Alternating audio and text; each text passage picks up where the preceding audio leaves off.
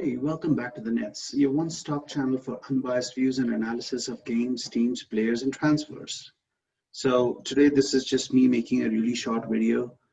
Firstly, because I know I made a mistake in the last one when I said Pat Cummins had joined Mumbai, and it was actually Pattinson who had joined Mumbai. So I apologize for that. Uh, the reason for making this ad hoc video was this current England versus Australia series, second ODI. Australia has tried really hard to lose all their matches this time around, and I think they have been successful in what they're trying to achieve. If this was, and again, I'm just hypothetically mentioning that if this was a team from the subcontinent, I am pretty sure they would have started investigations on it already. But we have not really seen Australian batting lineup this brittle in the past, I don't know how many years. There's definitely something going on that is wrong with the Australian team. With that being said,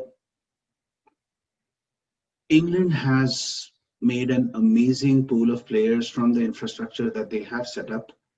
20 to 25 players that they have identified will be a part of the World Cups that will be following the next 3 years, all of them with an average age of, I think, 27, 28. This is an England team that is definitely worth keeping an eye out on. One of the things that I would say does not work for England is the lack of a quality spinner, considering two of those World Cups would probably be, one of the World Cup will be in India, then the World Cup will be in Australia. I get a feeling that England might struggle there with just one spinner. And Adil Rashid, age may not be a factor on his side. He is, I think, over 32. So that may be a factor. Fitness could be a concern.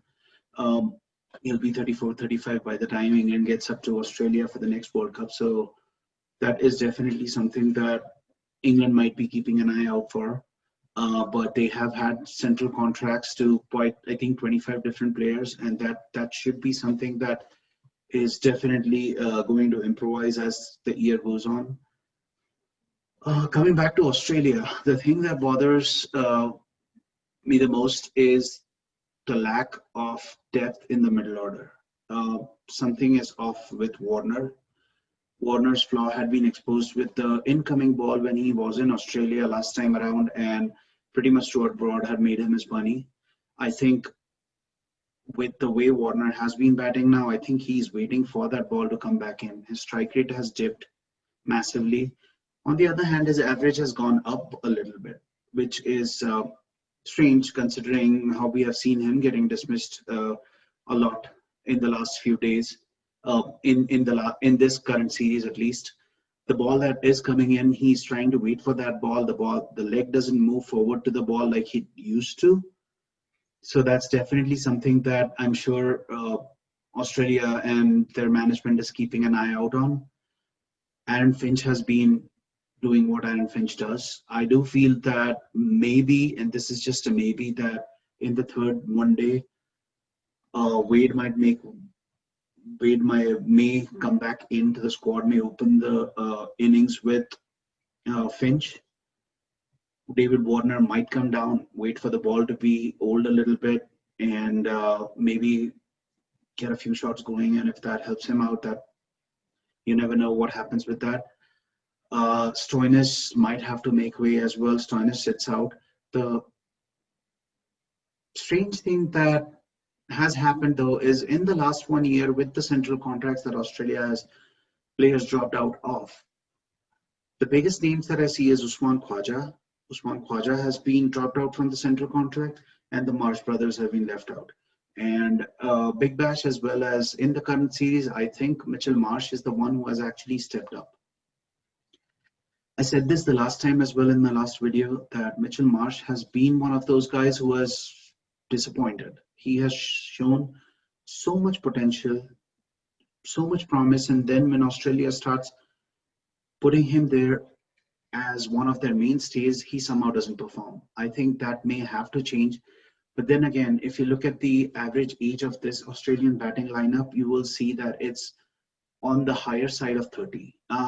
Let me take that back. It's on the higher side. It will be in the 30s, early 30s. which is a worrying sign, considering that we have not really heard of many Australian spinners that are coming in the ranks in the Big Bash as well. I think, and I could be wrong with this name, but Cameron Boyce was the one that was the leading wicket taker in the last season or the season before that, and even he is 32. So there are not many spinners that are in the Australian ranks. Nathan Lyon is a class apart. He's 32. He still has 3 or 4 years left in him to give to Australian cricket. But even with the all-rounders, or even with the openers, let's start with the openers. Joe Burns is the name that stands out. And even with that name standing out, the only thing that we see is he is high. His average in the 21 odd matches that he has played is in the higher 30s. So Australia has to come up with new players, and I insist, because this is definitely one of those teams that I've grown up watching. Steve Waugh, Ricky Ponting, Mark Waugh, all these players that we always looked up to. But considering there's this massive void that is coming up in the Australian, on the Australian bench, is a worrying factor for cricket. Fast bowlers, yes, they have always developed amazing fast bowlers, and Cummins, Stark, Hazelwood, Nathan Coulter-Neill, who's again been dropped from the central contract, have always been right there with among the best. They have been wicket takers. They might be expensive with the white ball, but they've always known to be wicket takers. And considering the next World Cup being in India, I don't know how effective these guys would be. So it's extremely important Australia comes up with a spinner. So goes with England. But England have had an amazing pool of 25 players, or that they have generated, they have identified, and that goes to show the kind of infrastructure that they have set up. Amazing that they have all these matches spaced out on uncovered pitches, helps them with the moving ball, helps them with the swing, and it's just going to be a fascinating next few months. They have kept up their tag of being the world champions. The best thing that I like about England is they have started not giving up, which was something that was missing from the English team for a while.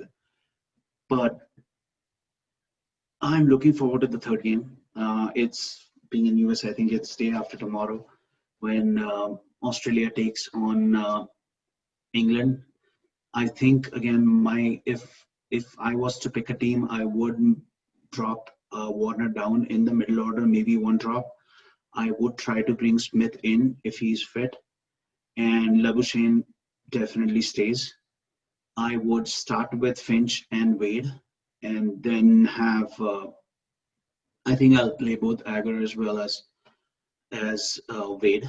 I'm sorry, Agar as well as Zampa, and hope Australia gets a chance to set total rather than chase it. They have looked extremely brittle. Alex Carey might have to sit out as well. He has had an amazing last series, last time I visited England, but this time around he just seems to be all out of sorts. So that has to be sorted out, considering this will be the last tryout that Warner does get before he visits the IPL. I think Hyderabad would be looking up to this as well. So let's just hope it's a good game of cricket, and hope rain doesn't intervene. I don't know what the weather looks like in the next 2 days, but I hope rain doesn't intervene. If it was to me, I would say Australia has always come out fighting whenever they have their backs to the wall. This time it doesn't seem like it, considering their middle order looks so brittle. So I had initially predicted that it could be 2-1 England, but I mean 2-1 Australia, but I think logically it should be 2-1 England. So let me put it this way: brain says England, heart says Australia. That's all that I have for this episode. Oh, just one little thing was history. Historically, I cannot cut the video without saying this. History-wise, today was the first ball out in international cricket, and India beat Pakistan 3-0. So with that being said, that's all that I have. If you like this channel, please do hit the like button. Please subscribe to it. If you like it, let others know. If you don't like it, let me know. Leave comments down there, and we will be more than glad to rectify our mistakes and give you the kind of uh, inputs or give you the kind of data that you guys need on this channel. Thank you. Have a good day.